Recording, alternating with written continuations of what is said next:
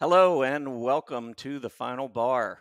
It was quite a day for U.S. equities today. We had a big non-farm payrolls report this morning for September. Came in a little bit disappointing, yet the bond market sold off. We saw yields rise. We had crude oil prices moving higher. A lot of big changes taking place throughout the week, but we saw a lot of strength, particularly in the financial and energy space. And we're going to take quite a bit of look throughout various sectors, but especially take a look at those. Ladies and gentlemen, this is the final bar.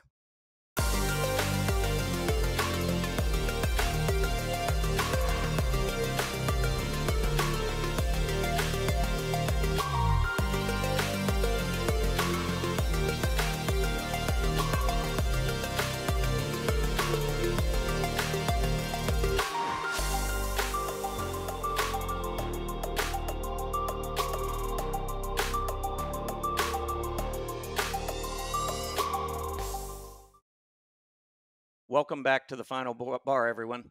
I'm Tom Bowley, Chief Market Strategist at earningsbeats.com. I'm here today subbing for Dave Keller, who is taking a much deserved vacation with his family this weekend, an extended vacation. He'll be back with you all on Monday.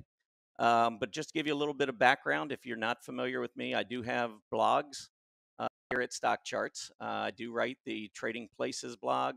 I write in Chart Watchers, been doing that for, I don't know, maybe about 15 years or so, and really enjoy the educational aspect of this. So I'm really pleased to be here with you all today.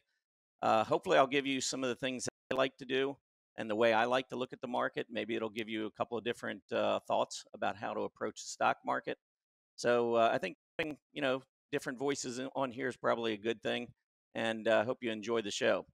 I do know next week we've got some very interesting guests that will be joining Dave.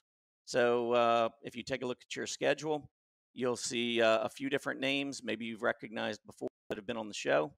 The interesting part about next week, though, is that we've got a lot of earnings reports starting to come out. So we've next Wednesday, I believe, J.P. Morgan will be out. Also Goldman Sachs, and then balance of the week, we're going to see a number of those financial companies reporting. And that's been an area of the market that's been very strong here over the past few months as Treasury yields have been back on the rise again. So going to be a very interesting week. I'm going to go ahead and recap today's action a little bit for you, and then I'll show you a little bit about how I like to view the markets. So let's go ahead and start. Just want to give you a quick update on what happened today. You can see the Dow Jones Industrial Average fell 8 points. The S&P 500 fell roughly about the same, 8 points. The NASDAQ got hit a little bit harder, down about 0.5% today, falling back down below the 14,600 level. You can see small caps, mid caps also had a little bit of a rough day. And, I think it was the VIX. Yeah, looking at the VIX, we dropped about 3.6%, which was kind of interesting because normally when the stock market sells off a bit, we see that VIX rising. But we did see that fear coming down a little bit on Friday. And overall, I think that's probably a good thing as we continue to see the fear maybe dissipate a little bit. All right, taking a look at the S&P 500, I know Dave likes to do a weekly recap. So I thought what I would do is just pull up major indices on a weekly chart. And then also maybe take a look at some of those sectors I mentioned earlier, the financials and energy having a really strong week. But let's just take a look at this. This is a 5-year weekly chart of the S&P 500. And you can see after the huge move up throughout 2020 and 2021, we recently pulled back, and we haven't seen too many pullbacks. So when we do get one, it's kind of nerve-wracking. But I think this one so far has just been kind of the standard ABC corrective type move to the downside. On that weekly chart, you can see we are holding. We have held the rising. Actually, let me give you an update here. I thought that was the final close. But here you can see we finished at 43.91, which was up 0.8% for the week. So the S&P 500 went up overall, but at times this didn't really feel like it, especially if you were in some of the technology names and so forth. But we did finish above the 20-week moving average. And if you look since the recovery out of the pandemic, and really since about the middle part of May of 2020, we have only seen one weekly close beneath the 20-week moving average. and that was back toward the end of October of 2020. So the fact that we're down here testing it, I think in the short term, that's something we absolutely want to keep an eye on, but we haven't lost it at this point. I think that's good news. One other way that I would look at this is when I'm looking at the S&P 500 on this weekly chart, you can, one of the cool features at StockCharts is you can download um, the various components of your indices into a chart list.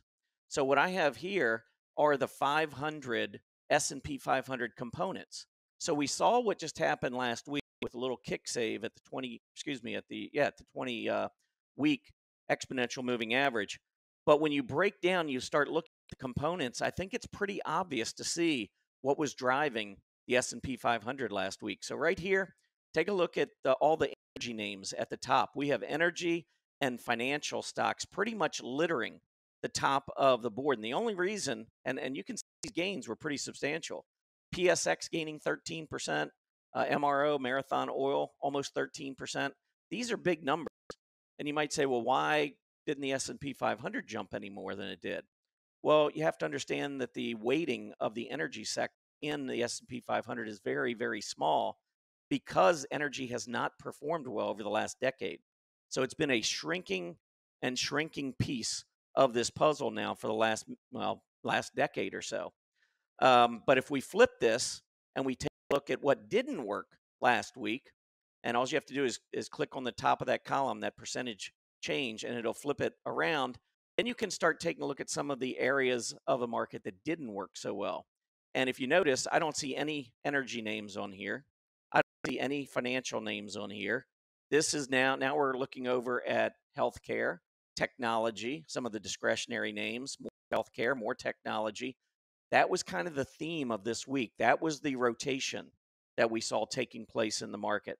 So overall, it was maybe an up week, but not all stocks were treated equally throughout this week. And I think that's kind of the way I like to approach the market, and the way I like to really dive into the market is to see what areas we're leading. And from an intermarket perspective, I think that's very important in terms of trying to figure out whether or not the market is poised to move higher or whether it's on the verge of maybe moving lower. But having looked at the S&P 500, let's take a look at a couple of other these charts on a weekly basis. So I'll start with the Dow Jones. You can see the Dow Jones did finish last week below the 20-week moving average, but this week we were able to climb right back above it. So that was a good thing. I don't know if you've noticed whether you're a fan of divergences, but on the PPO, which is a momentum indicator, you can see that the weekly PPO has been turning lower for the last few months, even though prices continued moving higher. It's not unusual. It's not a guarantee, but it's not unusual when you see momentum weakening like this while prices are going higher to see a pullback, perhaps to maybe that 50 period, or in this case, 50-week moving average, and possibly even get a test of that PPO back down at the centerline support area. So that's what it looks like we're doing right now as we continue to consolidate. I think this is very, very healthy action for the stock market. I like the rotation that's taken place, even though maybe it's rotating away from some of the areas that I prefer, like technology. It's still, a lot of the money is still in the aggressive areas. In other words, some of this money that's leaving technology is moving to financials or even industrials, and not so much going into the defensive areas, which would bother me more. So I think overall, this is a pretty constructive pullback in the market. And like I said, these negative divergences suggest that this period of consolidation is really not such a bad thing. If I pull up the NASDAQ 100 on this chart, again on the weekly basis, you're going to see something similar. We continue to trend above the 20-week moving average, although we closed today at 14,820. The 20-week moving average is 14,774. So literally just above it. But that same negative divergence has been in play really for the better part of a year or so without substantial decline. So pretty interesting dynamics among the various indices. But overall, the trend to the upside remains in play. Higher highs, higher lows. And I think that's one of the things we really need to try to focus on. All right. I thought maybe what we would do next is take a look at some of the sectors. So when I look at the technology group, now this is on a daily chart. This is not your weekly chart. This is a daily chart. One of the problems I'm seeing in the market right now in the very near term. So I'm looking at this as a long-term secular bull market. Short term, we've got a downtrend in play. So I think when you start to see this, you've got to be a little bit more careful in the near term. From a long-term perspective, if you're a buy and holder, then I still like what's going on. I would continue to hold through all this. I don't see this as being a long-term problem. Um, but looking at the daily chart, you can see technically the failure to get back through the 20-day EMA.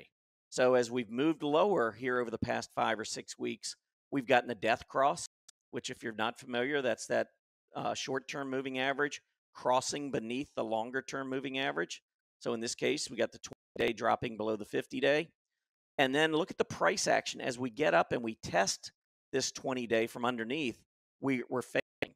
We did that about 2 weeks ago. We made that rally toward the end of September, got up to the 20, and then went back down to a new low. Now we're rallying back, but once again, we're getting back up to the 20. Also, gap resistance over here. I can annotate this for you and kind of give you a little bit more of a look what I'm looking at. So I put this line right here. You see this gap area? We gapped down. This would have been on September 28th. And then we moved down. And when we came back up, not only are we testing the 20-day EMA, but we're also testing the gap resistance area. And so far, we're failing. So short term, I think you still have to remain cautious. Technology, and I think overall in the market, I think we have to be somewhat cautious. But still, longer term, I remain bullish the market. So let's keep going. Let's take a look at the XLY. I'm a fan of the consumer discretionary group, and I'll show you why in just a minute. But consumer discretionary broke out after 4 attempts trying to get through 185. We finally broke out about 2.5 weeks ago, and then failed, went right back down to the recent lows, and now we're starting to move back up again. I would watch consumer discretionary very closely because another breakout above the absolute price high would be very encouraging because the XLY recently broke out relative to the S&P 500. So I'm going to bring up a relative chart. One of the things I like to follow very closely at earnings beats is the relative strength of sectors of stocks, especially versus the benchmark S&P 500, because ultimately that's what I'm trying to outperform. I want to outperform the S&P 500. So let me just change this around here for a second. I like when I look at a relative chart, I like a solid line as opposed to a candlestick. I think there's just too much noise in the candlesticks.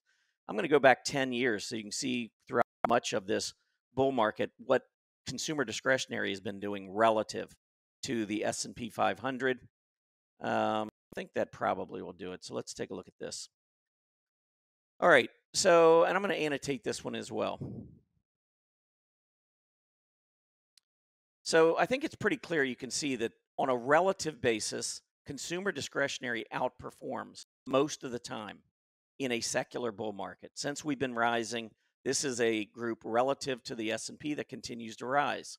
But we do go through periods of consolidation or even relative underperformance.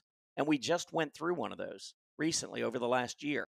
But as I annotate this, I want you to look, because I look at patterns on relative charts the same way I do patterns on individual charts. And what I see here is after a big move up right here, I see a relative wedge or a bullish relative wedge, however you want to say it. The other thing that I think is really important to point out here is that anytime the relative momentum, when you think about the PPO, but you're looking at a relative chart, you have to realize this is relative momentum.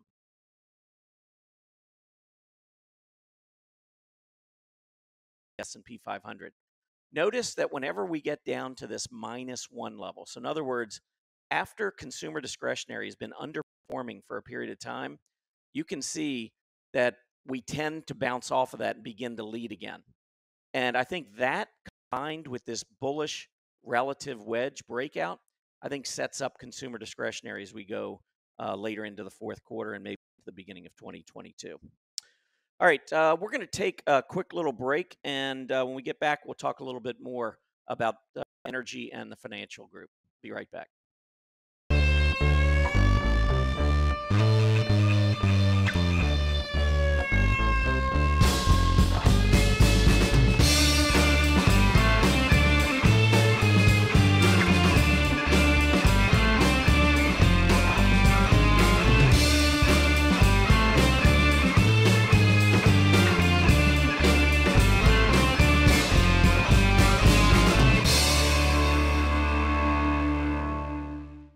Welcome back, everybody.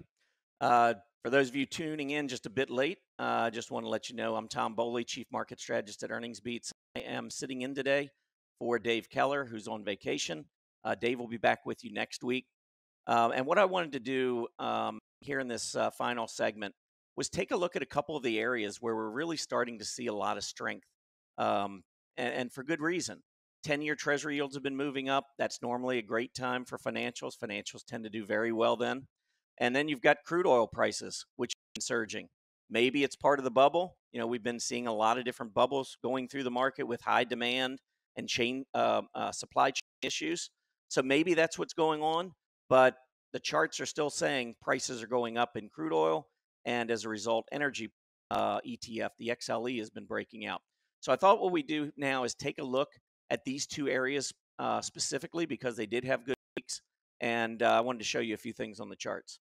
All right, so let's take a look at the XLE. So this is the energy ETF, and you can see today it actually went up 3%, broke out above the June high, and it's been on a mission here for the past 2 to 3 weeks, rising from around $47 a share up above 56. And if you go back to those two prior lows, July and August, I won't annotate, but you can see lower prices. And look at the PPO, rising PPO. That's a positive divergence on the XLE. So that's led to some strength here. The breakout just added to the bullishness, getting back through some recent highs. And then today, we actually saw the breakout past the June high. So I thought that was really bullish. And I'm going to bring up the price of crude oil because the two go hand in hand. I mean, there's no doubt that when crude oil prices are going up, that adds to the profits in these energy companies, many of these energy companies. And when you take a look at the crude oil, now this does not include today's action. Last time I looked, crude oil was up over $79 a barrel. And so that's going through a recent breakout, getting through the high we saw at the beginning of July. But more importantly is I'm going to pull up a longer term. I'm going to bring up a monthly, 15-year monthly chart on the price of crude oil and look at where we are now relative to where we've been, just say over the last 6 years. If we go through $80, and we're just about there, if we go through, it'll be the first time since 2014 that we've seen crude oil move through $80 a barrel. And the correlation, I'm not going to bring the correlation up, but the correlation between crude oil prices and the relative strength of energy is very positive.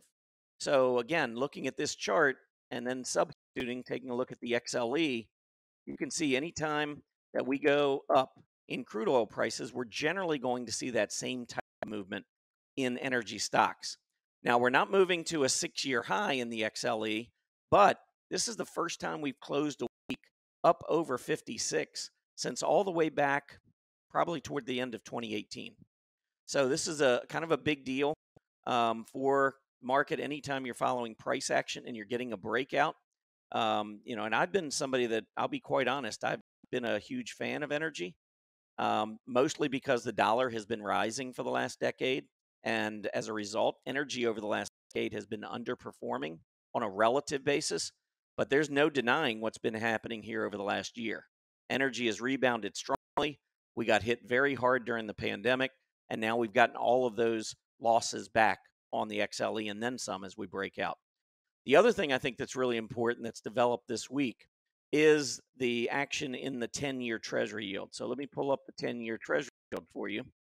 And you can see we had struggled getting through 140. One of the things I've been talking about with our group over at Earnings Beats is to watch for that move through the 10 or on the 10-year Treasury yield through 140. And once that happens, you've got to be ready potentially for a breakout in the 10-year, or excuse me, in the relative strength of financials versus the S&P. So when I pull up the 10-year Treasury yield, a lot of times what I'll do is I'll pull it up with this configuration. So I've got the 10-year Treasury yield on top, then I've got financials relative to the S&P 500 beneath that, and then industrials relative to the S&P 500 below that. And the reason that I do this is that the direction of the 10-year Treasury yield is typically the same direction as the relative strength of those two sectors, financials and industrials. And if you look at the chart, I mean, if you didn't know which one was which, you'd probably think they were probably almost the same chart. Here's your 10-year Treasury yield the last year, going up through March of 2021. Relative strength going up. We did go a little bit higher here in May, even though we couldn't get the breakout on the 10-year Treasury yield. But once the yield started trending lower, there your financials were trending lower versus the S&P 500 as well. Now we've got yields turning up, and guess what? Financials leading the market again. Now, my background, I was in public accounting for 20 years before I really got into technical analysis. And I audited banks as part of my regular routine. And I can tell you that when rates are rising, banks' profits go up, their net interest margin increases. So this is a relative ratio that makes a lot of sense to me. And it should make a lot of sense to you as well. When you see the yield rising, the financial groups, especially banks, especially life insurance companies, they tend to do much better. Their profits tend to rise in a rising interest rate environment. So keep that certainly in mind. Now, down here on the bottom, we haven't been seeing quite the same correlation of late. It seems like it's not quite as strong, the correlation, as the financial group. But generally speaking, when the yields are rising, you will see industrials outperform. And then, of course, when the yields are falling, we tend to see industrials underperform. And part of that has to do, I mean, if you think about it, and I always try to think about things from a common sense perspective. I don't think it's a good idea just to follow lines on a chart. I think you want to really focus on what those lines mean and do they make common sense. So here, when I'm looking at industrials, I think a lot about transportation stocks. That's a big part of industrials. And then when you think about the yield on bonds, that moves inversely to bond prices. Now, if the economy is strengthening, I want to be in stocks. I don't want to be in bonds, because if the economy is strengthening, profits are going to grow in the S&P 500, right? So as a result, you're going to see financials and industrials, as the economy strengthens, those, and interest rates rise, those groups should do well. And that's why on a relative basis, you'll see that strength. And then the flip side, you obviously are going to see some relative weakness in those two groups when the yield's coming down. But as bonds are sold off, if you really believe the economy is going to strengthen or is strengthening, you're going to probably move more out of bonds and into the stock market. When you sell bonds, yields go up. Always. There's always a 100% inverse relationship between Treasury prices and Treasury yields. So when you see the yield going up, it means folks are getting out of bonds. And when folks are getting out of bonds, it's typically for one or two reasons. It's either inflation or it's growth. Now, I believe it's definitely economic growth ahead. I don't believe it's inflation, because you probably wouldn't believe it unless you looked at it recently, but as yields have been going up, growth stocks have really not been performing that poorly during this move to the upside. And I don't want to get into a whole lot of valuations. I mean, yes, interest rates moving up will definitely negatively impact valuations. But if growth surpasses what we believed growth was going to be, it's the combination of the two. Just because yields are going up doesn't mean that growth stocks valuations will go down. And that's what a lot of folks I don't think understand. As long as, the S&P 500, many of these tech stocks and so forth keep coming out with earnings that are surpassing estimates, I would expect that their valuations will keep going up, even if interest rates were to go up a little bit further. All right, there is a lot going on there, but I really wanted to go over that because those are two areas that did really well here this past week. And one way to look on StockCharts, by the way, I'll show you how you can get to this to take a quick look at how the various sectors did. If you go to your dashboard and then under Member Tools, just scroll down, and this is one of my favorite things to look at in the market. Usually when the market first opens, it's one of the first things I look at, the sector summary. I just want to know where the money is going at the beginning of the day.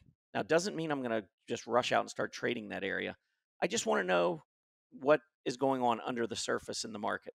Now, when you look at today's action, this is just today, Friday, you've got energy up 3%, financials up 0.5%. The other 9 sectors were all down today. This was all about energy and financials. It was all about crude oil prices, and it was all about yields going higher. And the interesting part about the yields going higher is that the jobs number that came in this morning was below expectations, way below expectations. And yet yields went up anyhow. And I think more than anything else, that should maybe help you focus on the fact that the stock market looks ahead. It doesn't. Sometimes you get a report and you think the stock market should act a certain way, and then it acts opposite of what you think. I think what happened today with yields going up and the financials moving higher was that the market sees strength ahead. Forget about last month's. It's more about what the market sees coming up rather than the past. So anyhow, that's what was driving the market today: energy and financial. When you look at the bottom, real estate and utilities, 2 defensive groups getting hit. This wasn't all about technology getting bashed or consumer discretionary getting bashed. They're right here in the middle. They were fine. Now, if we look back over the last week and you're looking at the sectors, you can see here that energy up 5% this week, financials 2%. And overall, we did have 8 of the 11 sectors moving higher, including, by the way, technology. Now, remember, the S&P 500 went up 0.8%.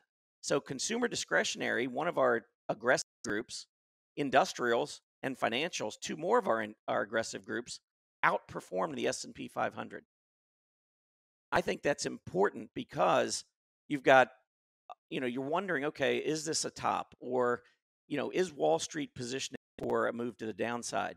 I don't think that type of behavior is Wall Street positioning to the downside. So I would past it and really pay attention more to what you're actually seeing.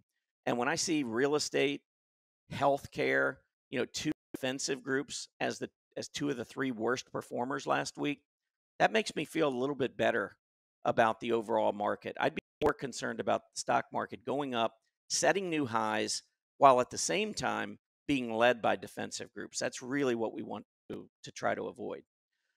Now, if you're looking at energy and financials, I mean, there's a number of ways I guess you could play this. But one thing you can also do, I'll just kind of maybe wrap up the show with this. Again, if you go under the Member Tools and scroll down to scooter reports. Whoops, went a little too far. All right, so if you go to scooter reports and you can type in energy. Type in energy, it brings up the highest scooter rated stock. So SCTR is StockCharts technical rank. It's a relative strength indicator. So this could give you some ideas to at least go in and maybe start looking at some of the charts here. All right, well, this was my first time hosting the final bar. It was certainly a pleasure. Like I said earlier, Dave will be back next week. I'm really just really excited to be here today to go through some of the ways I look at the stock market. I hope you'll check out some of my work over at Trading Places blog. I'd love to have you.